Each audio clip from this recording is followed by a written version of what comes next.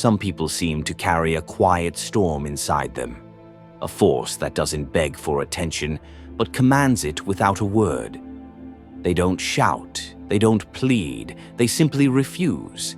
And in that refusal, the world around them shifts. Power changes hands, the energy bends to their will. Now imagine if you did the same. If you stopped obeying the instincts that make you small, the ones that beg for approval, that flinch at conflict, that trade your dignity for scraps of belonging. What would happen if you killed the dog in you? Machiavelli knew this truth. The world doesn't reward meekness, it rewards the lion. Not the one who roars without reason, but the one who chooses when to strike, when to retreat, when to let silence do the work of 1,000 words. But here's the question. Why do we keep feeding the dog inside us? The part that whines for love, that licks the hand that strikes it, that mistakes obedience for virtue. Carl Jung said, "Until you make the unconscious conscious, it will direct your life and you will call it fate." So, let me ask you, what unconscious scripts are you obeying? Who programmed you to kneel, to apologize for existing, to trade your fury for forgiveness?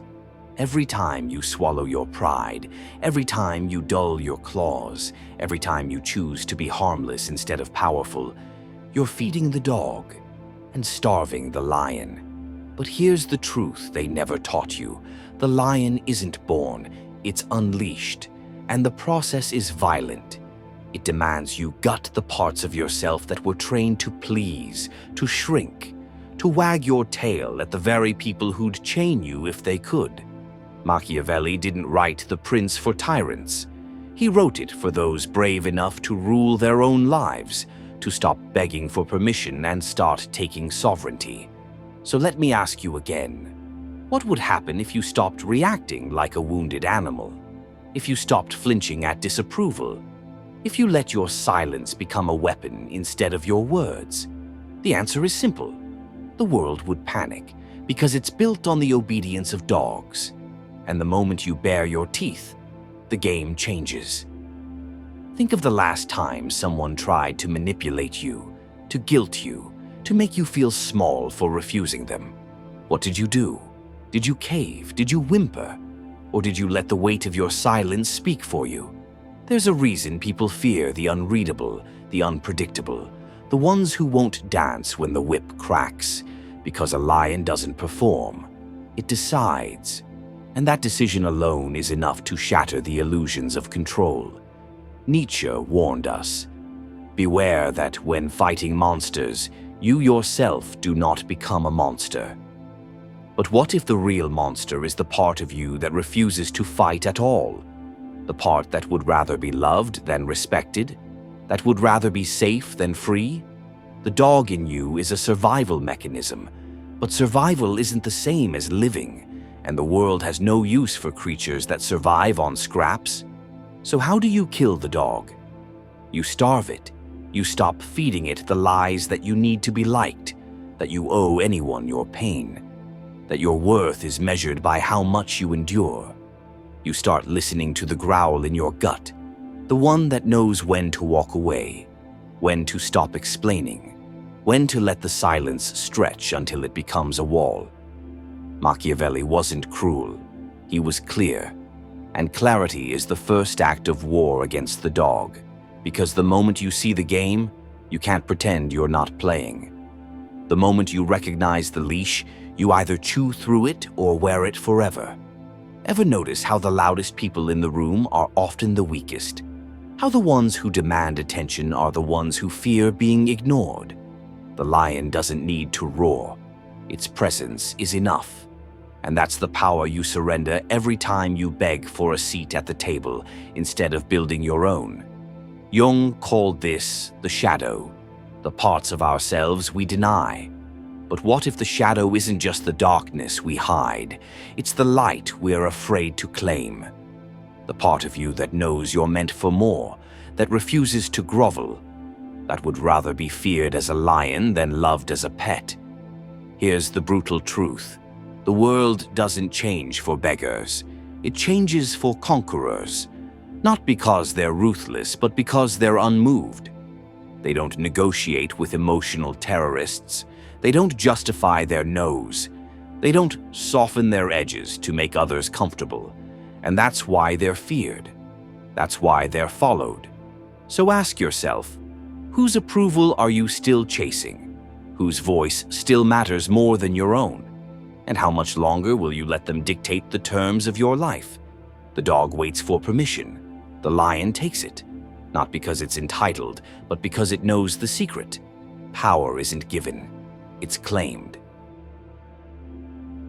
There's a moment in every life when the choice becomes clear. Stay tame or become dangerous, not to others, but to the systems that tried to break you, to the people who profit from your obedience, to the version of yourself that still believes in playing small. Machiavelli didn't admire cruelty. He admired strategy. And the greatest strategy is self-mastery, the ability to control your impulses, to turn your emotions into weapons instead of wounds, to stop reacting and start choosing. That's the difference between the dog and the lion.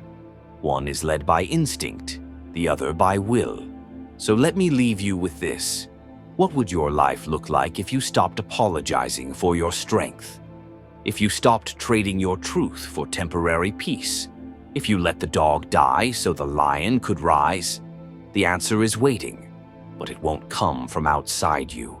It'll come from the silence, from the stillness, from the part of you that already knows the cost of freedom and is ready to pay it. Like and subscribe if this resonates. The next part will go deeper into the art of strategic silence and why it terrifies those who rely on your noise. The lion doesn't fear the hunt. It is the hunt. And the moment you realize that, the world rearranges itself around you. But that's a lesson for another day. There's a kind of hunger that can't be fed by the world, a restlessness that no achievement soothes, no love satisfies, because it isn't a hunger for more, it's a hunger for what you've buried. The parts of yourself you were taught to abandon when they told you to sit, stay, play dead. Nietzsche wrote, "One must still have chaos in oneself to give birth to a dancing star." But what happens when you've been domesticated? When the chaos has been leashed, the claws file down. You become a well-behaved ghost, haunting a life that isn't yours. This is the silent tragedy they never warn you about. How easily we betray ourselves in the name of belonging. How willingly we kneel for the illusion of safety. But safety is a myth. The world will break you either way. The only choice is whether it breaks you into something smaller or something sharper. Think of the last time you bit your tongue, swallowed your rage, smiled when you wanted to snarl. That was the dog in you, obeying its training. But beneath it, the lion, the one that remembers what you were before they taught you to beg. Machiavelli understood. Power isn't about cruelty, it's about preservation. The refusal to let your soul be colonized, the willingness to become incomprehensible to those who only ever understood how to use you. So let me ask you, what would it cost to stop translating yourself? To stop making yourself digestible?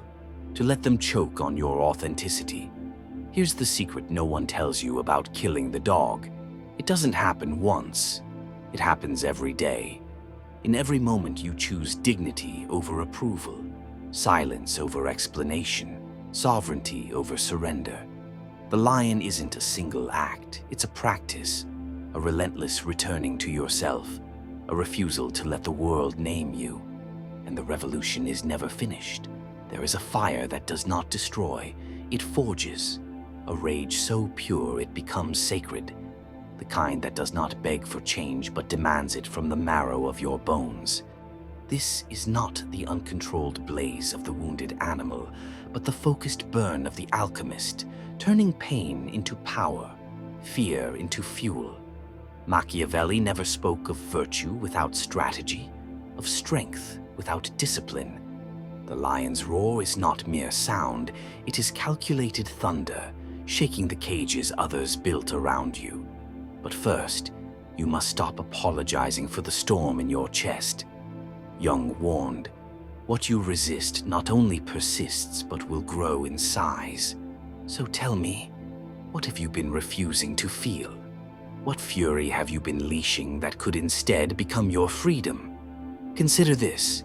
Every time you censored your truth to keep the peace, every time you swallowed your no to avoid conflict, you were not being kind, you were being cruel to yourself.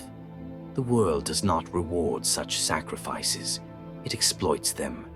There is a moment coming for you, a crossroads where the dog's whimper dies in your throat, and what emerges will terrify everyone who ever benefited from your tameness.